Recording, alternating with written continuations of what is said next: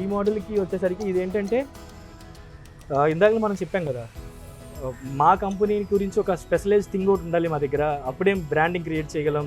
మార్కెట్లో ఎలాంటి కాంపిటీటర్ వచ్చినా మేము ఉన్నాము. మా దగ్గర ఒక కస్టమర్ కూడా మా దగ్గర అడ్వాన్స్ క్వాలిటీ వీళ్ళు చేయగలరు, వీళ్ళ దగ్గర క్వాలిటీ ఉందని ఎలా తెలుస్తుంది అంటే, మన దగ్గర అందరి దగ్గర లేనిది ఒకటి ఉండాలి డిఫరెంట్గా. పర్ఫార్మెన్స్ కానివ్వండి, డిజైన్ కానివ్వండి, మా వరకు మా ప్రైడ్ నిలబెట్టే బైక్ అనమాట.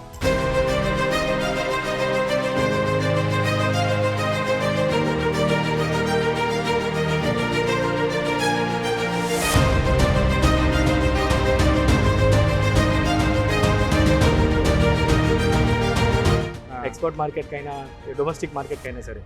దీని పేరు జిఎస్ ఈరేసర్ అంటాము. బ్యాటరీ పవర్ వచ్చేసరికి 2 వేరియంట్స్ ట్రాన్స్మిషన్ ఉంటాయి. ఒకటి 36 వోల్టేజ్లో ఉంటుంది, ఇంకోటి 48 వోల్టేజ్లో కూడా ఉంటుంది. 1.3 to 1.5 కిలోవాట్ బ్యాటరీ పవర్ ఇస్తామన్నమాట.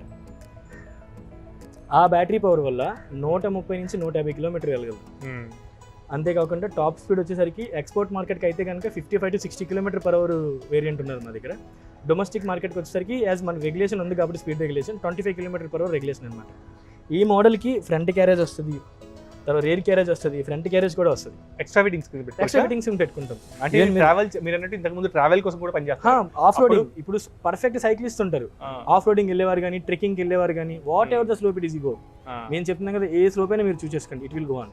ప్యాడల్ చేయాల్సిన అవసరం ఉంటుంది, హ్యాపీగా ఎక్కిపోతుంది. ఈవెన్ మీరు డిజైన్ కూడా చూస్తే కనుక చాలా ఫాస్ట్గా ఉంటుంది. ఇది ఏంటి ఇక్కడే తయారు చేశారు అనే ఫీల్ కూడా కలుగుతుంది అనమాట. మొత్తం దీని ఐడియా స్టేజ్ నుంచి టెస్టింగ్ అన్ని వరకు కూడా మొత్తం వైజాగ్లోనే జరిగింది. మొత్తం మా ఓన్ ఫ్యాక్టరీలోనే కంప్లీట్ మా own technology and team ready చేసింది.